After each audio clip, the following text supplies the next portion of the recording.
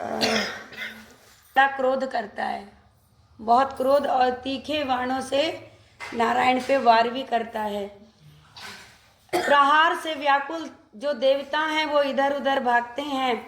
इंद्र आदि को भयभीत देखकर गरुड़ पर चढ़ भगवान युद्ध में आगे आते हैं और उन्होंने अपना धनुष उठाकर बड़े जोर से टंकार किया। त्रिलोकी गूंज उठा। पल मात्र में ही भगवान विष्णु ने हजारों दैत्यों के सिर काट दिए।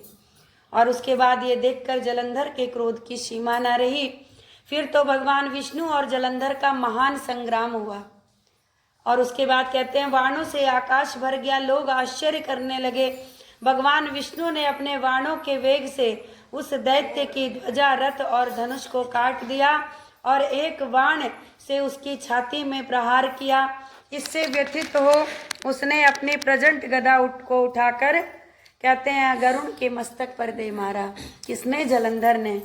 और बताते हैं भगवान का जो गरुड़ था वो पृथ्वी पर गिर पड़ा और साथ ही क्रोध से उस दैत्य ने अपने होठ को काटा और भगवान विष्णु की छाती में तीक्ष्ण एक बाण मारा, बहुत कठोर बाण मारा भगवान की छाती में।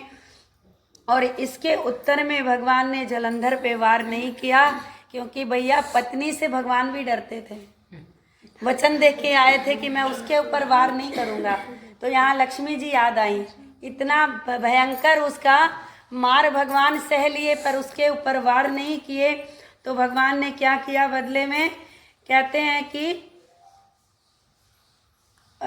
उसकी गदा को काट दिया। भगवान विष्णु ने उसकी गदा को काट दिया, जिस गदा से उसने भगवान के ऊपर प्रहार किया था। और कहते हैं जलंधर भी उन पर अपने पैने बाणों से बारिश करने लगा। उस समय जलंधर ने भगवान को कई बाण मारा और दिव्य धनुष को काट दिया।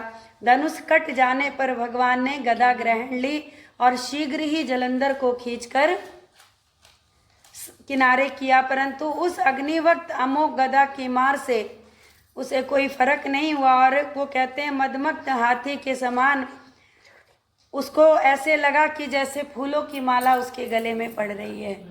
और उसके बाद कहते हैं साथ ही उस युद्ध दुर्मुद ने अत्यंत क्रोधित होकर के अग्निमुख त्रिशूल उठाया और भगवान नारायण पर छोड़ दिया। भगवान ने शिव जी के चरणों को नमस्कार किया और स्कंद नामक त्रिशूल से उसके त्रिशूल को काट दिया। भगवान केवल उसके अस्त्र को काटते थे, उस पर कोई प्रहार भगवान ने नहीं किया है। क्यों? क्योंकि लक्ष्मी को वचन दिया था। और एक बात और इसमें सिद्ध होती है क्या, कि ये लक्ष्मी जी के समय से ही चला आ रहा है कि स्त्री जाति जो है वो मायके के पक्ष में ज़्यादा रहती है। अब भगवान युद्ध के लिए जा रहे थे, लक्ष्मी जी की फिक्र भगवान को ना लेकर के किसको ज़्यादा थी? अपने भाई को। भाई के बचाव का उपाय ढूंढ लिया उन्होंने। तो यही भाव सांसारिक स्त्रियों में भी आता है। जब मायके पे आँच आएगी तो ना पति दिखेगा ना ससुराल दिखेगा, तब केवल मायका दिखेगा। और कहते हैं जलंधर ने झटपट भगवान की छाती में एक बहुत कठोर मुक्का मारा। और उसके बाद कहते हैं उसके उत्तर में भगवान विष्णु ने अब क्या करें, भगवान विष्णु ने उसकी छाती पर अपनी मुष्टि किसी से प्रहार करने की कोशिश की पर किया नहीं। और उसके बाद कहते हैं और उसके बाद बाहु युद्ध होने ही वाला था। इतने ही देर में भगवान उनके साथ अपनी माया को रचते हैं और मायावी भगवान उससे कहते हैं कि हे दैत्य तू धन्य है, मैं तेरे युद्ध से खुश हूँ। सोचो, जो मार खा रहा है वो कह रहा है मैं तुझसे खुश हूँ। ये कौन कर सकता है? केवल नारायण ही कर सकते हैं। और कहते हैं तू इस महायुद्ध में इतने बड़े बड़े मैंने आयुधों से भी जो तुझे मारा, इतना भयंकर जो तेरे ऊपर मैंने किसने मारा था? मार खा रहे थे तो? मार भगवान नारायण खा रहे थे और जलंधर मार रहा था। पर भगवान विष्णु बोले कि मैं धन्य हूँ तेरे युद्ध से, मतलब मैं खुश हूँ, बहुत अच्छा युद्ध किया तूने। जय श्री। और उसके बाद बोल लक्ष्मी नारायण भगवान की। और भगवान बड़े प्रेम से कहते हैं कि मैं तुझसे खुश हूँ। और मायावी भगवान विष्णु की ऐसी वाणी सुन करके और भगवान ने कहा तू मुझसे जो कुछ मांगना है मांग ले, मैं खुश हूँ तुझसे। अब तो कहते हैं मैं आज ऐसा कुछ भी नहीं है जो मैं तुझे नहीं दे सकता हूँ। मायावी भगवान विष्णु की ऐसी वाणी सुनकर जलंधर ने कहा कि यदि आप इतने ही भावुक हैं, इतने ही खुश हैं, तो मुझे वरदान दीजिए, मेरी बहन सहित मेरे बहनोई मेरे घर में आके रहिए।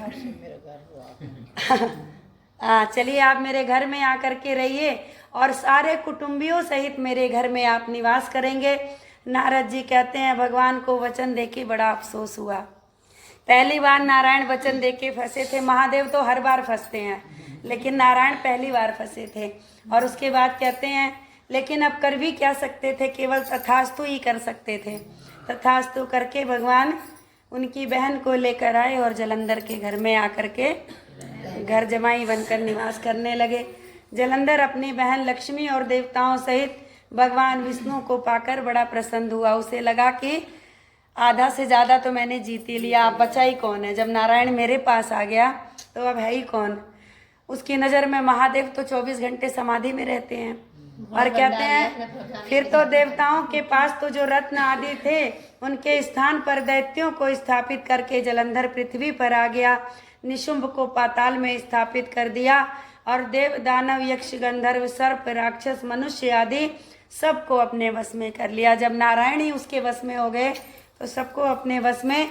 और कहते हैं त्रिभुवन में अब जलंधर का राज्य हो गया और उसने धर्म अनुसार सुपुत्रों के समान प्रजा का पालन किया। उसके धर्म राज्य में सभी सुखी थे। अच्छा, बड़ा धर्मात्मा था जलंधर, क्योंकि श्री शिव जी का वो क्या था, अंश था। केवल दुश्मनी उसको एक बात की थी कि असुरों के साथ देवों ने जो भेदभाव किया था। हाँ, बोल कार्तिक महात्म्य की।